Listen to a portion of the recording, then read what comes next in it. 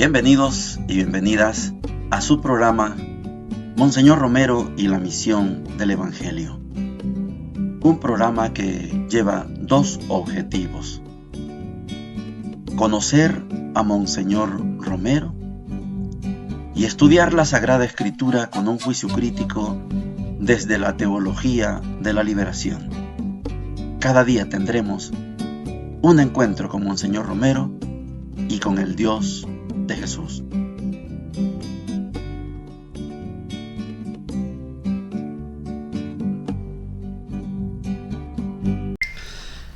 Hola, ¿qué tal? Este es su programa Monseñor Romero y la misión del Evangelio. Se nos acabó la semana número 12 del tiempo ordinario. Son 34 semanas para estudiar los evangelios sinópticos, Mateo, Marcos y Lucas. Y en la primera parte vamos a estudiar a Monseñor Romero, ya empezando el primero de los 3 pensamientos. Todo gira alrededor de la palabra Eucaristía. Estamos escuchando la homilía del Corpus Christi, Cuerpo y la Sangre de Cristo, de 1979, y Monseñor explica desde su experiencia, desde su cosmovisión, que no es la común, tiene otra cosmovisión, explica lo que significa la Santa Eucaristía. Explica desde los 3 pensamientos la Eucaristía como culmen, como lo máximo de las alianzas antiguas, la Eucaristía como principio del reino de Dios y la Eucaristía como renovación vivificante de las antiguas alianzas en la nueva alianza. Alrededor de toda la Eucaristía, gira toda la homilía.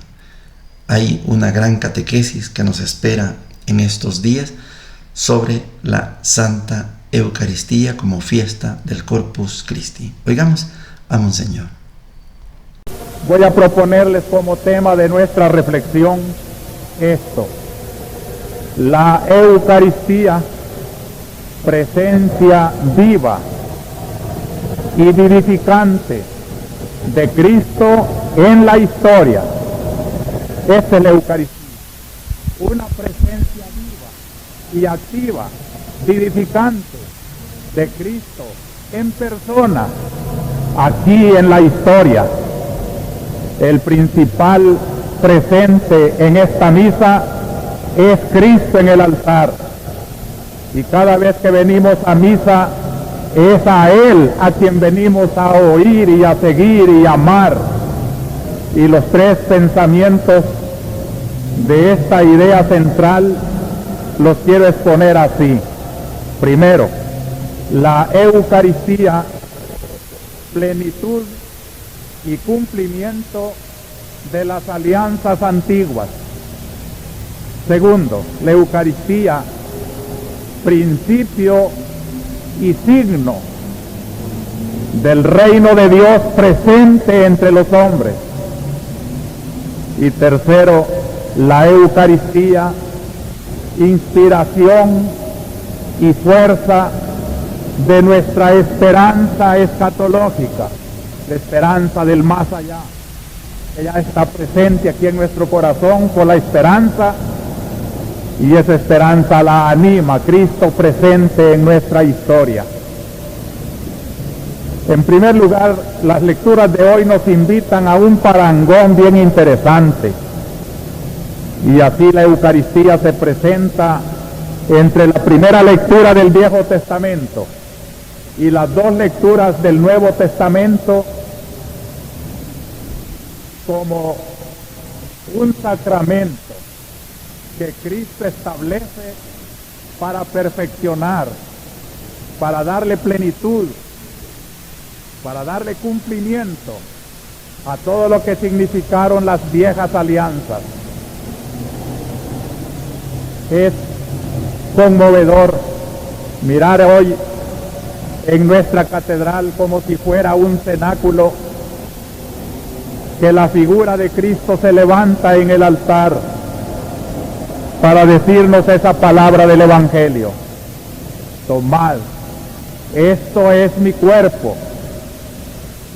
Y después en el cáliz de la misa que el pueblo le presenta en la procesión de ofrendas, con un poco de vino de uva, Cristo lo transforma por el ministerio de su sacerdote y lo entrega al pueblo. Tomad, este es el cáliz de la sangre de la alianza, sangre que se derrama para perdón de todos ustedes. Sangre de la alianza. ¿Cuántos siglos evoca esa palabra del Señor? Durante toda la Cuaresma este año, los que han seguido el pensamiento de nuestra catequesis recordarán que hemos ido enumerando las diversas alianzas. La de la prehistoria, Noé, bajo el signo del arco iris. Van marcando como etapas en la historia de la salvación. La segunda es con Abraham, marca la etapa de los patriarcas. Y ahora nos encontramos con la etapa de Moisés, la alianza sinaítica, la alianza del Sinaí. Eso es la primera lectura. De Moisés a Cristo, la gran promesa del pueblo que nació junto al monte Sinaí va a cumplirse en la otra cumbre del Calvario. La sangre de Cristo, que ya no será sangre de animales como la que ofreció Moisés en el altar. Creo que tenemos, primero Dios, suficiente elemento para definir lo que para la Iglesia Católica es la Santa Eucaristía. Monseñor tituló esta homilía la Eucaristía, presencia viva y vivificante de Cristo en la historia. El título ya es denso y da para hablar, para catequizar, para formarnos suficiente. La Eucaristía, presencia viva y vivificante de Cristo en la historia. Yo les quiero recordar que Monseñor Romero no tenía tanto la figura del libre albedrío como para interpretar la Sagrada Escritura de manera personal. No lo tenía así.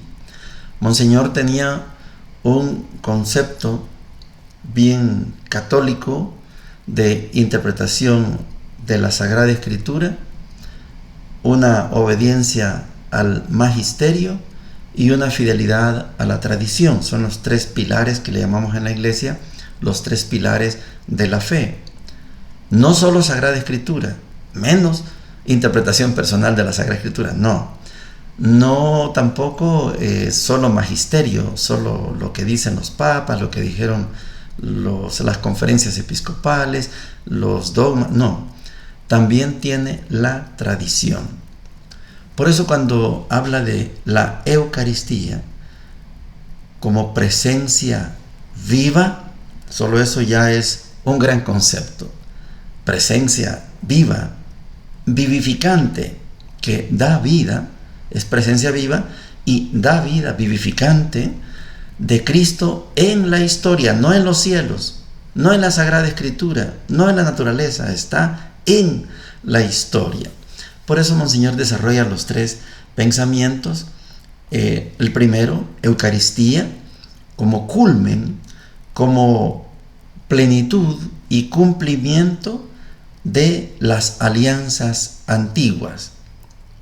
Vamos a ir escuchando en el desarrollo de los tres pensamientos cómo Monseñor desglosa cada pedacito, cada parte de estos tres pensamientos. Segundo pensamiento, la Eucaristía como principio y signo del reino de Dios presente entre los hombres. No es un reino de Dios que se espera y que cuando nos muramos, no, está presente en medio de los hombres, en medio de nosotros y nosotras.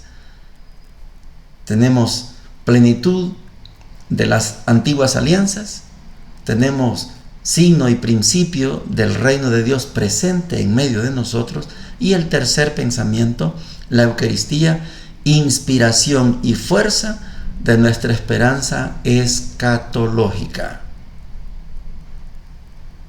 Inspiración y fuerza de nuestra esperanza escatológica.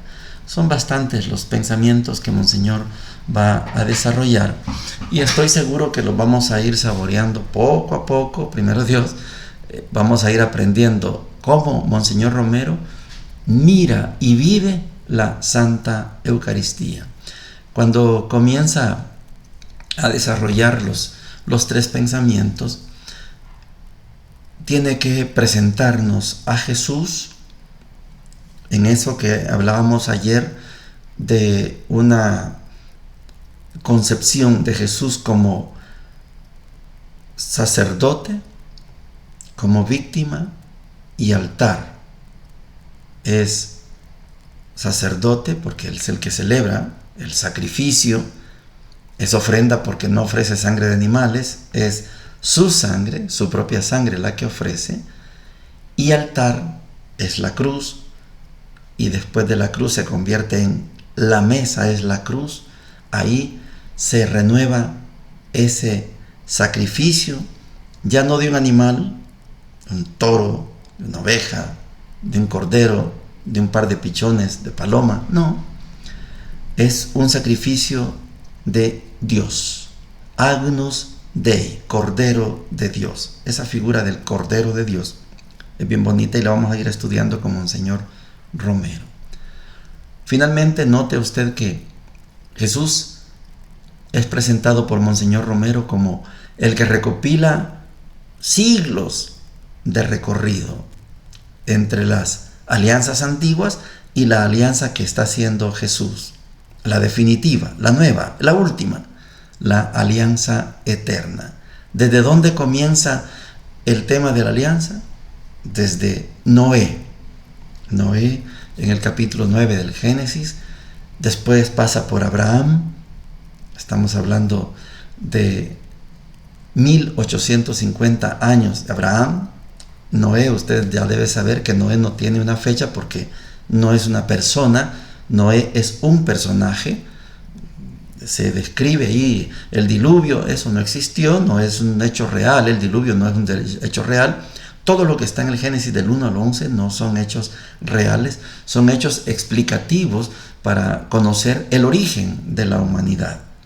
Noé no tiene fecha, Abraham sí tiene fecha, 1850 antes de Cristo, y después pasamos por Moisés. Moisés hace sacrificios, comienzan los sacrificios animales, mataba a un toro y la mitad de la sangre la regaba en el altar y la otra mitad de la sangre hacía la aspersión sobre la gente que estaba ahí, sobre los que participaban de la ceremonia. Y esa cultura del sacrificio llegó hasta el momento en que aparece Jesús. Con Jesús se suspenden todos los sacrificios de animales y comienza a vivirse un único y eterno sacrificio que es el de Jesús. Hasta ahí hemos llegado hoy. Ya no se ofrece sangre de animales, sino se ofrece la sangre de Cristo. Por eso, cuando estamos en el momento culmen, en el momento máximo de nuestra Santa Misa, lo máximo es cuando el sacerdote está consagrando: tomen y coman, esto es mi cuerpo que será entregado por ustedes. Tomen y beban, este es el cáliz de mi sangre que será derramada por ustedes y por todos los hombres y mujeres para el perdón de los pecados. Hagan esto en conmemoración mía. Este es el momento máximo de nuestra Eucaristía. Lo más seguro es que usted comprende que ese momento máximo se vive como respeto, puede ser de pie, como adoración de rodillas y como integración y comunión cuando usted guarda silencio. Solo debe escucharse la voz del sacerdote que en ese momento está presentando el único y eterno sacrificio que es la única y eterna y nueva y definitiva alianza. Ya no la de Noé, ya no la de Abraham, ya no la de Moisés. Es la nueva y definitiva alianza.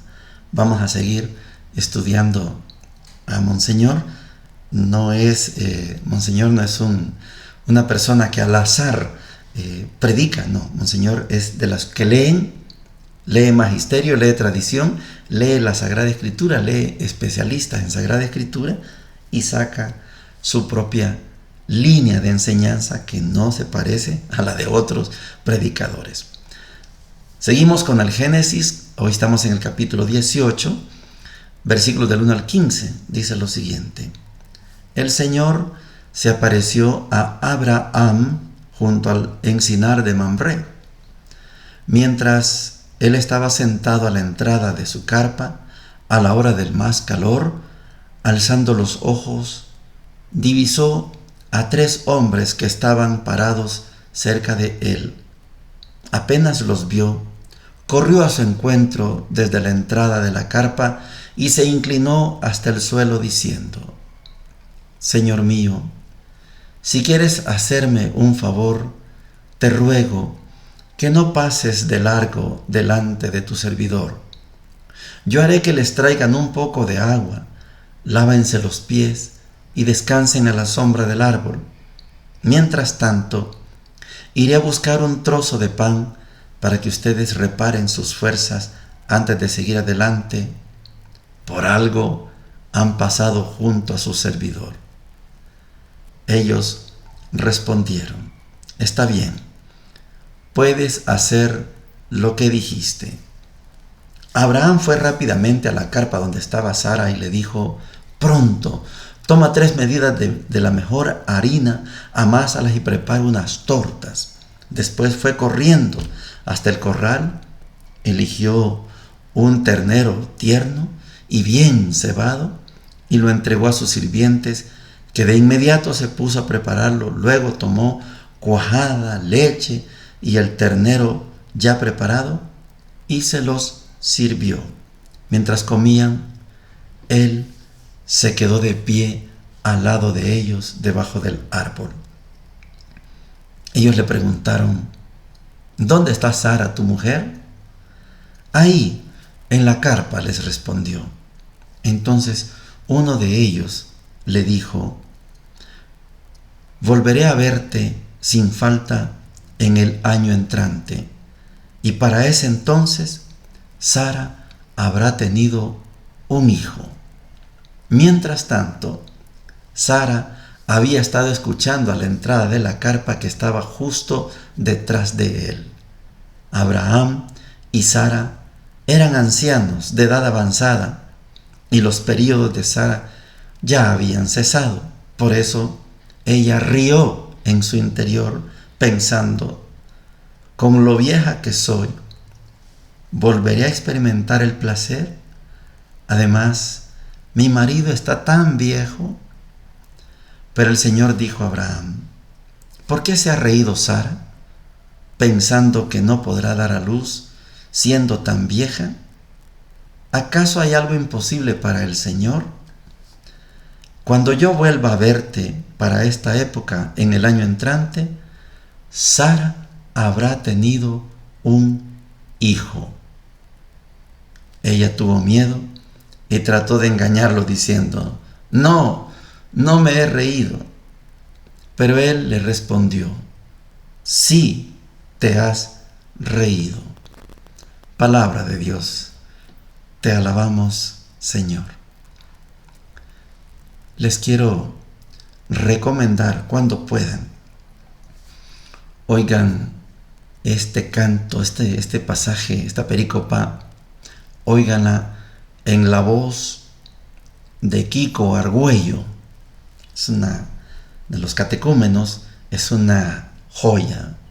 Hacía calor aquel día cuando Abraham estaba sentado en el encinar de Mamre. Es bonito porque Kiko Argüello lo canta y hace que uno viva esta pericopa completamente, como si estuviéramos presentes ahí. Abraham sentado en el encinar de Mamre, donde se ha establecido, a la hora del calor, y mira que pasan 3 hombres.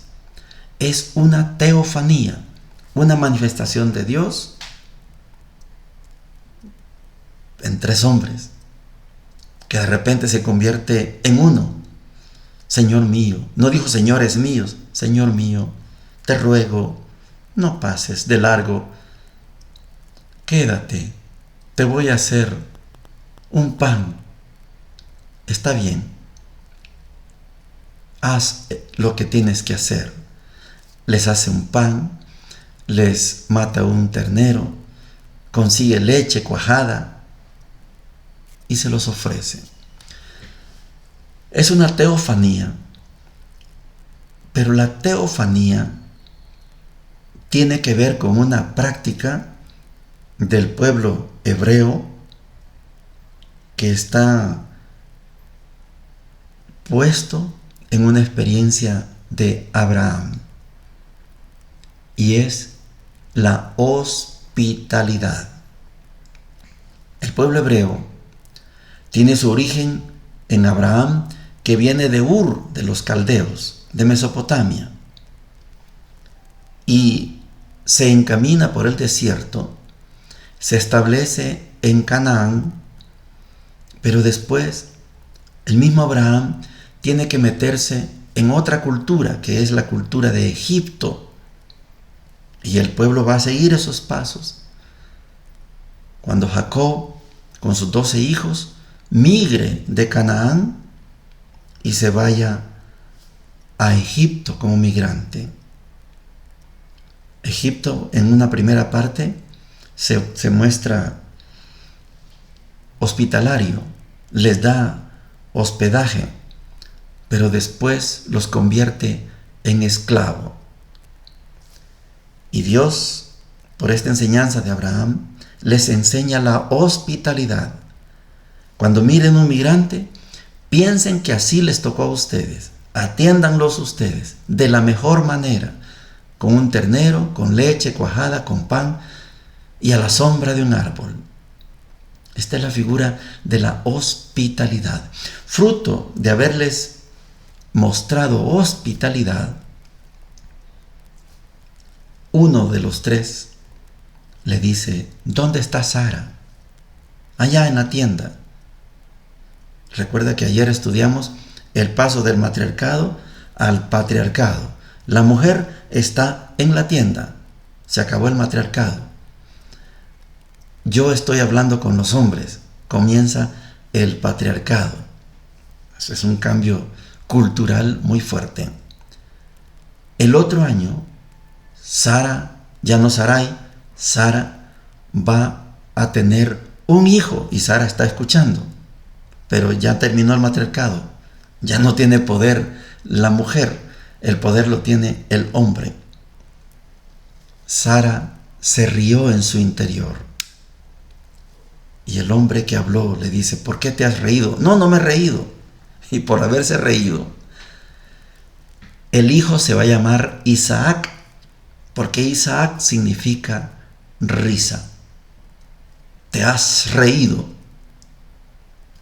Esto es una teofanía para demostrar que la hospitalidad produce milagros, como vamos a ver ahora en el Evangelio. Si usted es hospitalario, suceden milagros.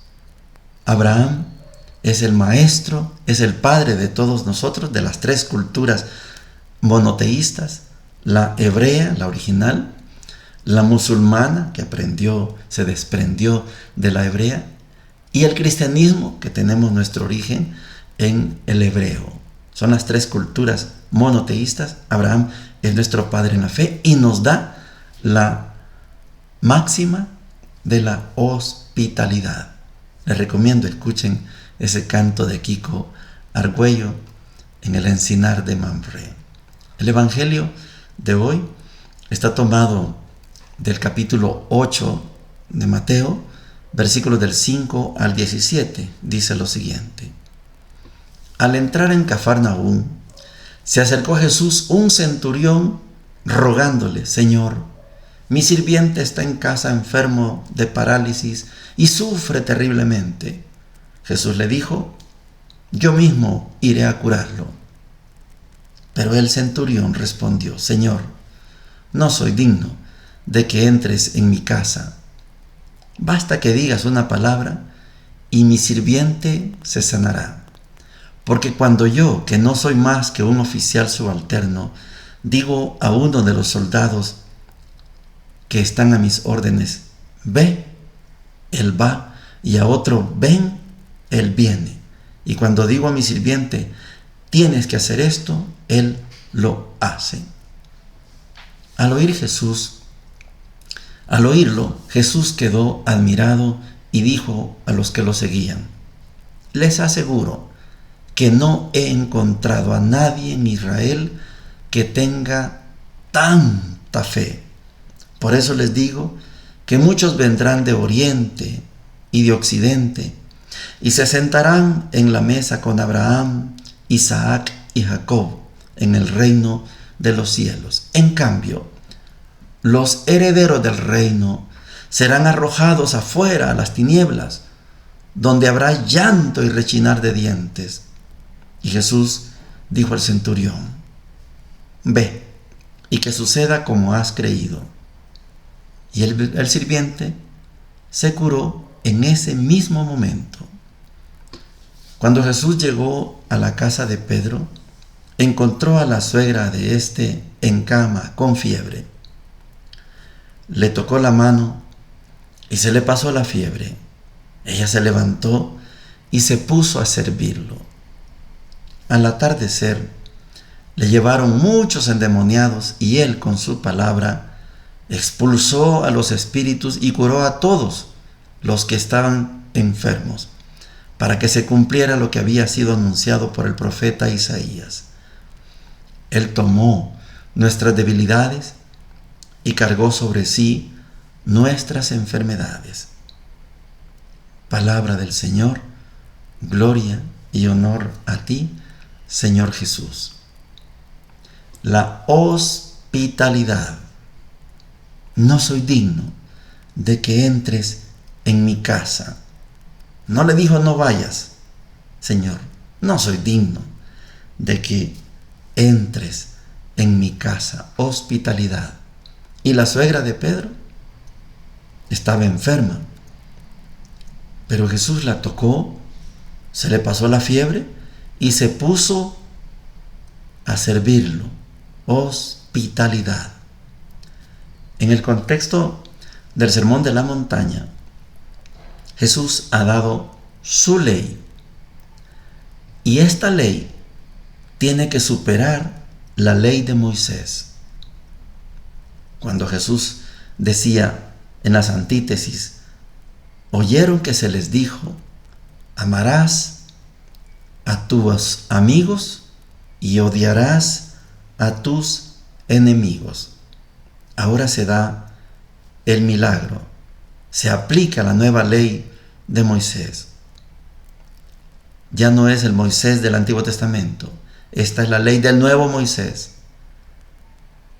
Viene al encuentro de Jesús un centurión, un soldado romano que está al frente de 100 soldados, un enemigo del pueblo. Centurión no es cualquier persona, es un enemigo del pueblo. Es como que dijéramos hoy: alguien de la Armada, de la Navy, de la Army, como le quieran llamar, de los Estados Unidos, y viene a pedir un favor a usted. Un imperio. Es el imperio romano que ha invadido Palestina, que ha invadido la Tierra Santa. Y el centurión, el jefe de 100 soldados, viene y le pide un favor a Jesús. Y Jesús acaba de decir allá: amen a sus amigos y amen también a sus enemigos. Y pone en práctica la ley de Moisés. Yo mismo voy a curarlo. Señor, no soy digno de que entres en mi casa. No hace falta que vayas. Da la orden. Él es centurión. Él sabe de órdenes. Si le digo a aquel que vaya, va. Si le digo a este que venga, ven. Y si le digo a aquel que haga esto, lo hace. Porque él es el jefe. Centurión. Jefe de 100 soldados. Y sucedió el milagro. Está Jesús dando muestra de que la ley que Él trajo, la nueva ley, se cumple. Amen a sus enemigos. No le dijo: tú eres soldado romano, ahí ve cómo sales con tu sirviente enfermo. No, que suceda tal como tú lo has dicho y has creído. Y allá, en la casa de Pedro, la suegra enferma, el milagro de la hospitalidad, la actividad de la hospitalidad, la generosidad de la hospitalidad, produce el milagro. Se sana la suegra de Pedro y todos los que están poseídos por algún espíritu inmundo y están enfermos, quedan sanos. Y se cumple la profecía de Isaías. Él tomó nuestras debilidades y cargó sobre sí nuestras enfermedades. Jesús se hizo cargo de nuestra vida. Jesús, igual que Abraham, es hospitalario con los enfermos, es hospitalario con los necesitados. Él cargó, se echó al hombro todas las dificultades. Y eso mismo tenemos que hacer usted y yo en la vida ordinaria. Ser hospitalarios, amar incluso a los enemigos. Bendiciones para todos y para todas. Hemos presentado Monseñor Romero y la misión del Evangelio. Hasta la próxima.